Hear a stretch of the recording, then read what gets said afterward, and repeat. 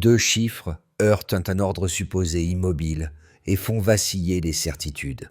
En quelques semaines, 15 de 600 détenus deviennent soldats, inversant l'idée d'un pays enlisé. Cette translation brutale, puisée dans la seule mécanique de la crise, expose une souveraineté en reconstruction qui surprend même les observateurs les plus aguerris. Que signifie vraiment, pour chacun, cette mutation où la punition se transforme en service? Et pourquoi Ibrahim Traoré apparaît-il comme l'axe discret de ce basculement?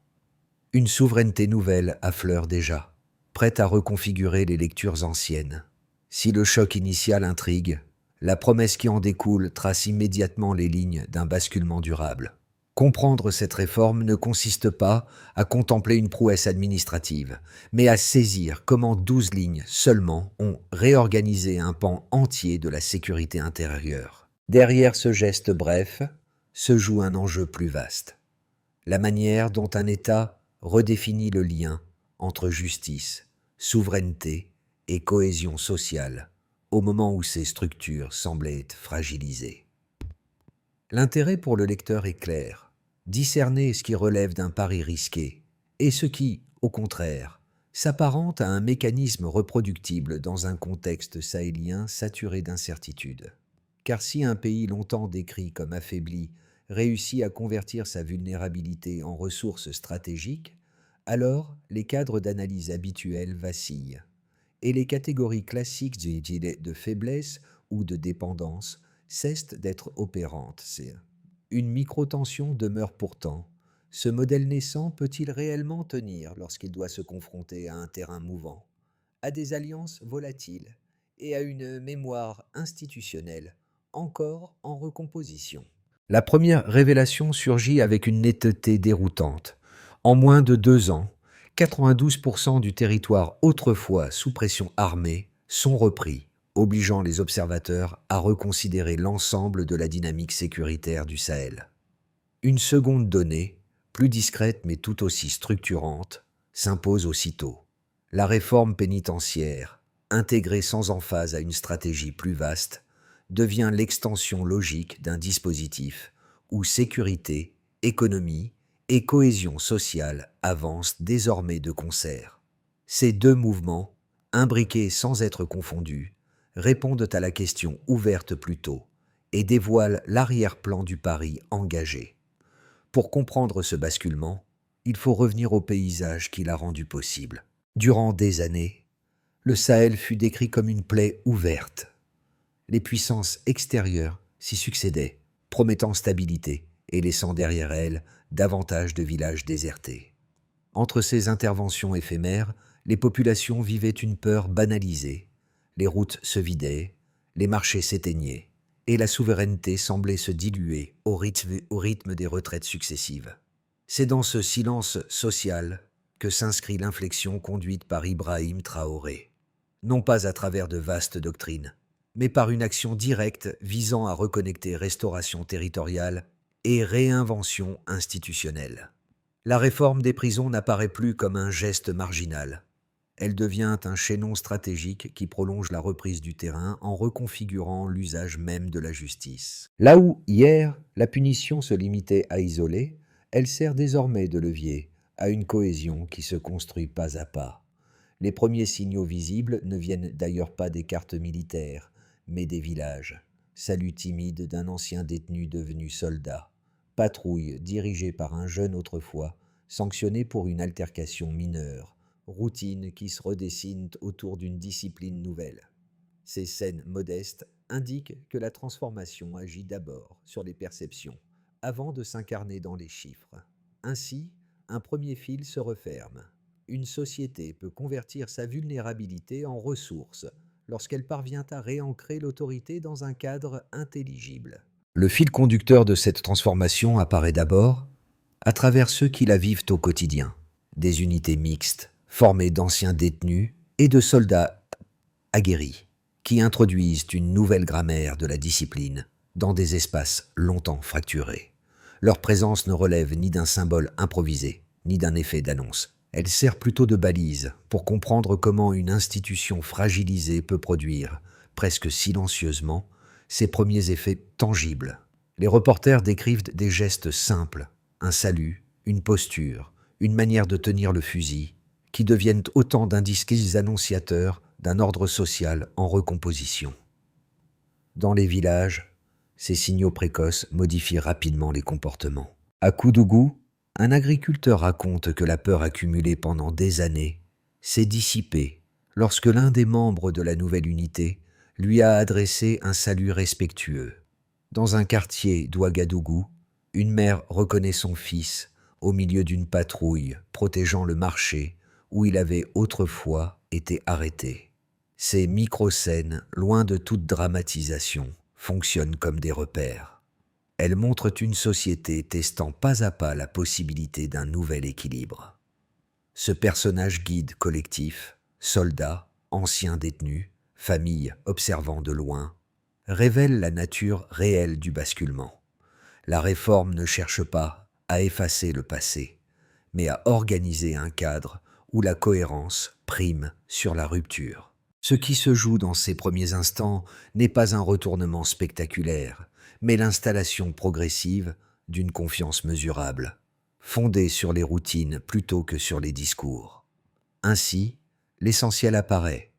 La cohésion commence lorsque les gestes redeviennent lisibles. Tout commence par un déclencheur d'une brièveté presque déroutante. Un lundi matin, au ministère de la Justice, un décret de 12 lignes signé par Ibrahim Traoré traverse les bureaux et rompt la mécanique habituelle. Il n'annonce ni grâce ni amnistie. Il impose une réaffectation immédiate. L'instruction tombe, nette. Dresser les listes, ouvrir les portes, absorber des milliers d'hommes dans une logique nouvelle où la punition cesse d'être une impasse administrative pour devenir un service mesurable. En quelques heures, les directeurs de prison classent les dossiers. Vols liés à la misère, altercations de marché, archives fragilisées par des années d'instabilité. 15 600 noms apparaissent. Le ton est fixé. L'État ne recule pas. Le mouvement s'accélère lorsque Koudougou, Bobo-Dioulasso et Ouagadougou voient arriver les uniformes. Pas de cérémonial, seulement des portes qui s'ouvrent, des chaînes retirées, des sermences imposées. Le contraste frappe immédiatement. L'appareil pénitentiaire, longtemps perçu comme un espace d'immobilité, s'efface en quelques heures devant une discipline militaire qui redistribue les rôles. La population hésite. Faut-il saluer l'audace ou craindre un désordre imminent ? Ce flottement crée un suspense social que personne n'avait anticipé. 3 jours plus tard, le point haut survient à Pau. Sous un soleil sec, des milliers d'hommes se tiennent alignés. Ils n'ont plus de matricule pénitentiaire. À la place, un écusson noir, discret, qui rappelle un passé sans l'effacer. Les instructeurs, vétérans des conflits asymétriques, imposent un rythme radicalement différent de la stagnation carcérale. 10 kilomètres de course à l'aube, formation tactique l'après-midi, session de philosophie et d'histoire le soir. Le terme choisi, le front de l'esprit, circule dans les centres d'entraînement. Les journalistes observent sans trouver d'explication à la vitesse du réagencement. Comment des hommes décrits comme instables se synchronisent-ils en 72 heures ? Ce mystère nourrit la tension dramatique du moment. Les répliques suivent presque immédiatement. Dans les villages, les habitants qui réclamaient autrefois des peines plus longues demandent désormais des outils agricoles. Les familles, autrefois massées devant les barreaux, se déplacent vers les casernes, déposant des repas et des vêtements. La société ajuste son regard. Ceux qu'elle craignait deviennent, par leur présence même, une barrière contre l'insécurité ordinaire. Dans les marchés, les conversations changent de ton. On commente la posture, la discipline visible, la rigueur qui tranche avec les souvenirs de dérive. Sur le terrain militaire, l'effet est encore plus saisissant. Les nouvelles unités connaissent les pistes, les caches, les itinéraires favoris des groupes armés. Leur passé, longtemps perçu comme une faiblesse structurelle, devient un avantage opérationnel. Les embuscades diminuent, les routes s'ouvrent, la circulation reprend. Les premiers rapports officiels restent prudents, mais les signaux officieux convergent. Moins de ruptures, plus d'anticipation, davantage de zones reconquises. Dans cette séquence, une évidence se cristallise. Le pays change de rythme, et cette accélération devient un langage. La dynamique devient lisible dès la première mesure. Les attaques terroristes chutent de 37%, un delta suffisamment large pour signaler un déplacement concret des rapports de force.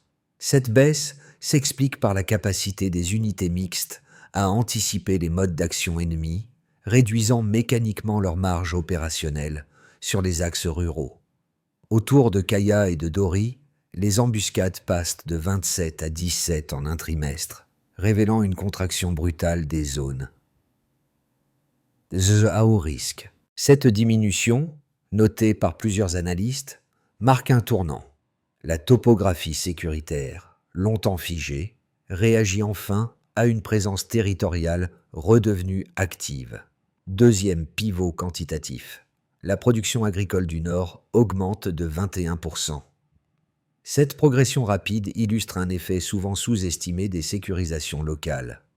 Lorsque les terres redeviennent praticables, les routines économiques se réinstallent sans attendre des programmes extérieurs. Les unités patrouillent, déminent, protègent les moissons et réparent des canaux abandonnés. Le ministère recense plus de 600 hectares remis en culture, chiffre modeste mais décisif pour un territoire marqué par l'abandon. Ici, les villages mesurent la souveraineté non par les discours, mais par la reprise du rythme agricole. Troisième donnée, la plus sensible et la plus débattue. Le taux de récidive tombe à 0. Ce résultat divise, mais il oblige à reconsidérer la mécanique institutionnelle. L'absence de désertion, l'uniformité disciplinaire des unités et la fermeture de 4 prisons renforcent l'idée d'un modèle cohérent, fondé sur un ensemble de pratiques plutôt que sur un slogan. Pour les sceptiques, ce 0 relève d'une anomalie statistique. Pour les observateurs de terrain, il reflète une architecture disciplinaire qui convertit l'expérience passée des hommes en ressources stabilisatrices. Pris ensemble, ces 3 chiffres composent une structure solide. Baisse des violences, redémarrage économique, cohésion interne inattendue. Ils ne signifient pas perfection, mais indiquent une trajectoire. Et cette trajectoire, que Ibrahim Traoré assume comme une ligne directrice discrète, repose sur une idée simple: transformer ce qui était perçu comme une charge en instrument de production territoriale. Les villages rouvrent leurs marchés, les routes reprennent vie, les écoles accueillent des soldats pour des séances de discipline civique. La justice cesse d'être strictement punitive pour devenir un mécanisme générateur d'ordre. Ainsi, un second fil se referme. La réforme tient non parce qu'elle promet, mais parce qu'elle mesure. Les critiques les plus structurées se concentrent autour de 2 arguments centraux, formulés moins par hostilité que par prudence analytique. Le premier avance que transformer d'anciens détenus en soldats constituerait un risque institutionnel majeur. Selon cette perspective, une force issue des prisons ne pourrait garantir ni cohésion durable ni neutralité opérationnelle. L'indiscipline, même contenue, demeurerait une menace latente, susceptible de fragiliser la stabilité nationale au moindre incident. Certaines chancelleries évoquent aussi une question éthique. Convertir une peine en service militaire brouille la frontière entre justice et coercition et pourrait miner la confiance dans l'institution judiciaire. Le second argument pointe un danger plus structurel, la militarisation de la détresse sociale.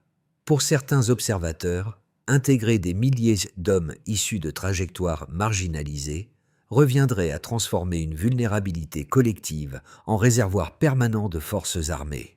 L'État, confronté à un contexte instable, pourrait être tenté de reproduire ce mécanisme au détriment des réformes sociales de long terme. Les ONG partagent souvent cette inquiétude, rappelant que si les résultats présents s'avéraient temporaires, le contre-coup psychologique serait sévère. Une rupture de confiance durable affaiblirait tout le dispositif. Face à ces 2 raisonnements, la réponse ne cherche ni à nier les risques, ni à réécrire les objections. Elle s'appuie sur les faits observables. Aucune désertion enregistrée, aucune unité disloquée, Aucune rupture disciplinaire majeure depuis l'application du décret. Les données précédentes, baisse des attaques, hausse de la production agricole, taux de récidive nul, ne résolvent pas toutes les inquiétudes, mais elles contredisent les scénarios les plus pessimistes en démontrant la cohérence interne du système. Ainsi, le raisonnement se referme sans triomphalisme. Reconnaître la validité des craintes, tout en montrant que la mécanique réelle, mesurable et évolutive opère à contre-emploi des prédictions défavorables. Et puis, un silence devient stratégique. Ce constat bref, presque paradoxal, marque le milieu du récit et révèle une dimension que les chiffres ne captent pas encore. La recomposition discrète d'un rapport de force régional. Dans le nord, des drones non identifiés croisent au-dessus des zones récemment reprises. Certaines fréquences se brouillent sans revendication. Plusieurs trajectoires aériennes partent d'anciennes bases extérieures sans explication publique. Rien n'est confirmé, rien n'est nié. Ce vide de communication agit comme un message implicite adressé à ceux qui s'attendaient à voir le pays vaciller. C'est dans cet interstice que Ibrahim Traoré modifie sa posture. Il n'escalade pas, n'accuse pas, n'alimente pas le jeu des interprétations. Il redéploie calmement les unités dans les territoires reconquis, comme pour tester qui observe, qui doute, qui mise encore sur l'instabilité. Cette retenue devient un levier politique. Tenir plutôt qu'exposer, consolider plutôt que commenter. Ainsi, une nouvelle question s'ouvre. Si le silence devient une stratégie, que prépare réellement ce nouvel équilibre? Les répercussions du dispositif se listent désormais à 4 niveaux distincts, chacun révélant comment une décision brève, consolidée au fil des mois, recompose la vie quotidienne plus sûrement que les discours. Le premier niveau concerne l'État lui-même.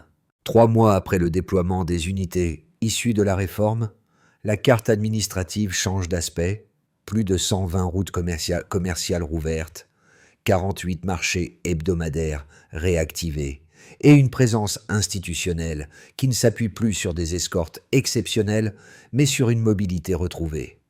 L'administration renoue ainsi avec une lisibilité que beaucoup pensaient perdue. Sous l'impulsion assumée d'Ibrahim Traoré, la souveraineté cesse d'être une promesse. Elle redevient un fonctionnement observable. Le second niveau touche l'économie, particulièrement sensible aux variations de sécurité. Les transporteurs reprennent des axes qu'ils évitaient depuis des années, les ateliers rouvrent, les artisans circulent. Selon les premières estimations, la croissance intérieure progresse d'environ 2,4 points sur 6 mois, portée par la fluidité des échanges et la remise en culture de terre. Autrefois abandonnées, les unités patrouillent, déminent, protègent les récoltes, stabilisent les zones de culture. La dynamique reste modeste, mais son effet structurant est net. La dépendance à l'aide extérieure diminue au rythme où les activités locales réapparaissent. Le troisième niveau relève des communautés. Dans les écoles de Kaya et d'Ouagadougou, les soldats participent désormais aux cérémonies du drapeau. Pour les familles, ce changement n'est pas seulement institutionnel, il est intime. Les mères qui attendaient, autrefois devant les prisons, se retrouvent aujourd'hui à suivre les parades. Les repas déposés aux casernes, les vêtements apportés, les outils partagés lors des travaux communautaires deviennent les signaux d'une réconciliation progressive. La honte persiste, mais se fissure, remplacée par une forme de reconnaissance pragmatique. Les anciens détenus ne sont plus définis par leur passé, mais par leur capacité à tenir un engagement visible. Le quatrième niveau déborde les frontières.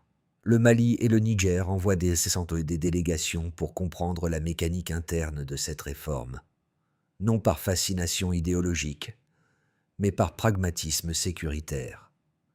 Les anciennes puissances, elles, adoptent un silence prudent, conscientes que ce modèle, encore fragile mais fonctionnel, bouscule les récits habituels de dépendance sahélienne. L'expression « expérience à suivre » apparaît dans plusieurs notes diplomatiques, signe que le laboratoire burkinabé intrigue autant qu'il dérange.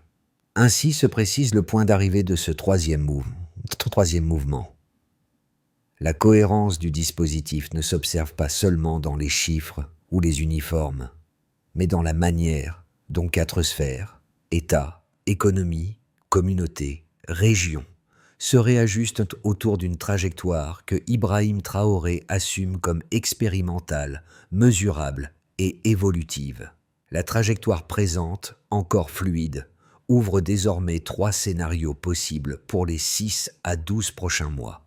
Aucun n'est certain, aucun n'est prédictif. Chacun dépend d'un enchaînement de conditions qui, si elles se combinent différemment, peuvent s'infléchir la courbe du dispositif. L'enjeu n'est donc pas de deviner l'avenir, mais de comprendre les forces à l'œuvre et ce qu'elles produisent lorsqu'elles se renforcent ou se neutralisent.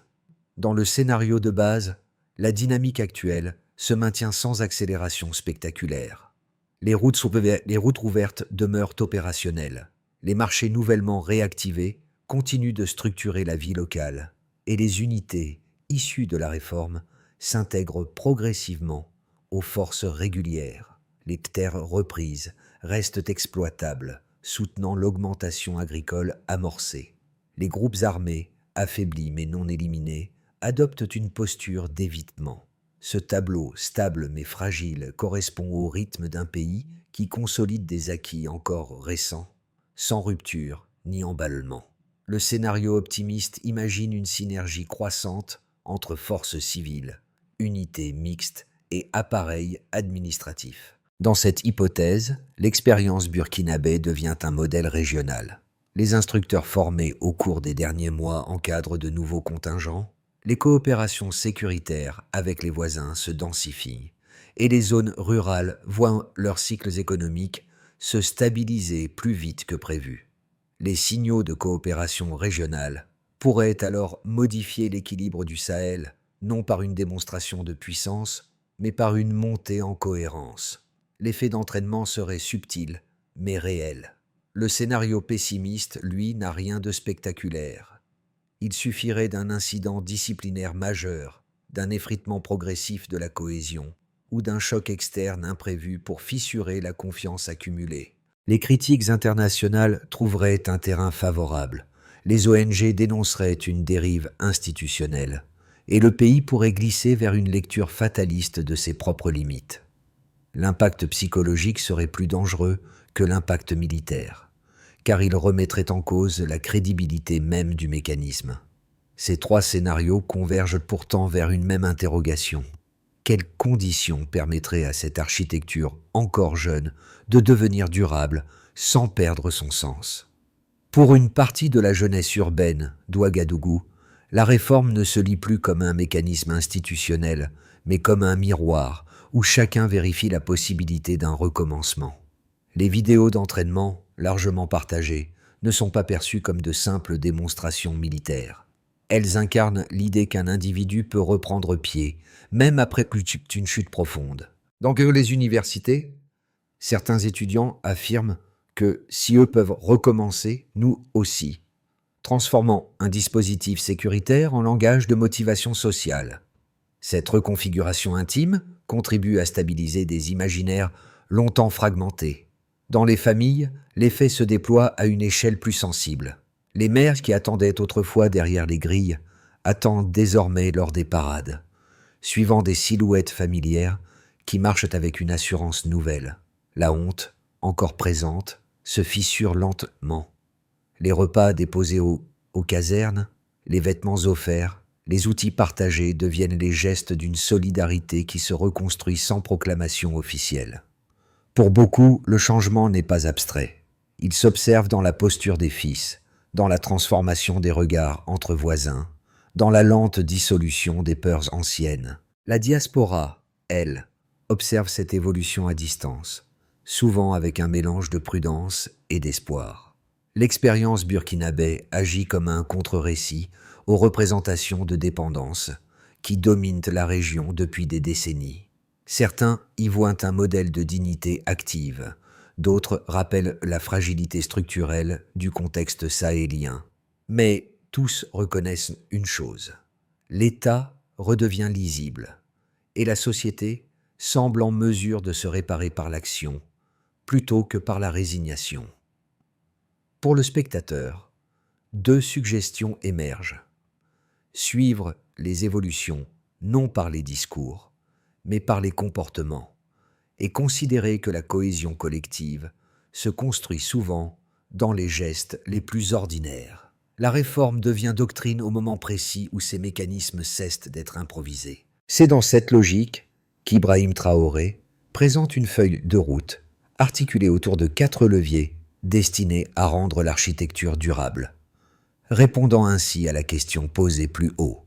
Le premier levier impose une double tutelle défense-justice pour tous les centres de formation, garantissant qu'aucune dérive locale ne vienne affaiblir la cohérence disciplinaire. Uniformiser les critères, stabiliser les procédures, assurer une continuité d'encadrement. Telles sont les conditions minimales pour qu'un dispositif né d'un choc puisse entrer dans la durée. Le deuxième levier place la dignité au cœur de l'espace et l'espace éducatif. Les programmes civiques inspirés des entraînements militaires sont introduits dans les écoles, les universités et certaines administrations. L'objectif n'est pas moral mais fonctionnel. Faire de la discipline un langage partagé, accessible à tous, plutôt qu'un privilège réservé aux casernes. Cette continuité entre institutions civiles et militaires crée un arc pédagogique qui réduit les fractures anciennes. Le troisième levier élargit la portée du modèle en scellant des accords avec le Mali et le Niger afin de mutualiser la formation des forces civiles. Le Sahel, longtemps conçu comme un tampon géopolitique, devient un corridor d'autonomie régionale où 3 États expérimentent une organisation sécuritaire fondée sur la cohérence plutôt que la dépendance. Enfin, le quatrième levier instaure des indicateurs mesurables, récidive, villages reconstruits, économie budgétaire, participation communautaire, pour ancrer la doctrine dans une logique d'évaluation continue. Toute idée doit se prouver par les chiffres, répète Ibrahim Traoré, refermant ainsi le quatrième arc de curiosité. Une architecture peut durer si elle accepte d'être vérifiée. Lors du premier grand défilé à Ouagadougou, un écho des scènes villageoises observées plus tôt refait surface, mais amplifié par l'ampleur du moment.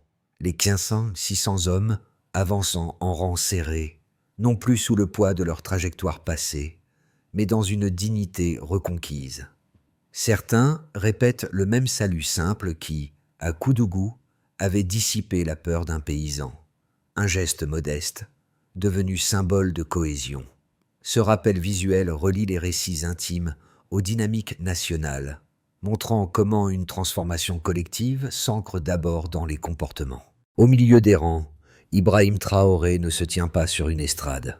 Il marche à leur côté, posant brièvement la main sur les épaules qu'ils croisent. Ce geste sans emphase prolonge le fil directeur de la réforme. Créer les conditions d'un relèvement lisible, partageable, visible dans la manière de marcher, autant que dans les chiffres. La foule, d'abord hésitante, perçoit alors une chose essentielle. La fatalité recule lorsque la cohérence avance. Ainsi se dépose la vérité émotionnelle de cette expérience. Une société peut se redresser lorsqu'elle choisit de marcher ensemble. Et la dignité renaît quand le regard se relève. Le Burkina Faso n'impose aucun modèle.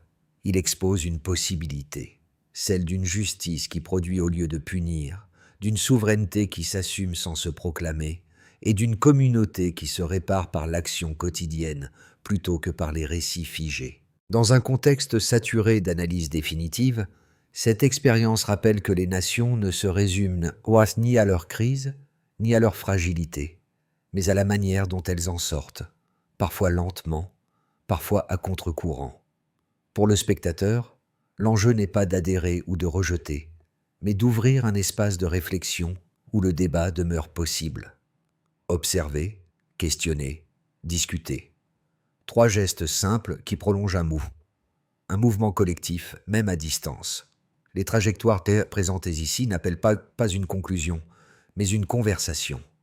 Et peut-être qu'à travers cette conversation se glisse une interrogation plus large. Qu'est-ce qui empêcherait d'autres sociétés d'explorer leur propre recomposition.